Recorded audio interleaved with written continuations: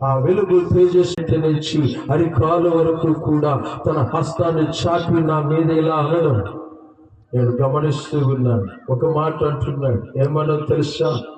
నన్ను ఎంతవరకు నీవు దూషించావు, నన్ను ఎంతవరకు నీవు ఎంతగానో దుఃఖపెట్టావు, కానీ ఈ రోజు నుంచి నశించిపోవచ్చున్నటువంటి వారిని రక్షించడానికి నిన్ను నా సాధనముగా బ్రతికించబోతూ ఉన్నాను అనేటువంటి స్వరం వినపడింది. తర్వాత ఆ ప్రత్యక్షత దాటి వెళ్ళిపోయింది. ఒక 2 గంటలు దాటిన తర్వాత వేకువజాము 5 అయింది.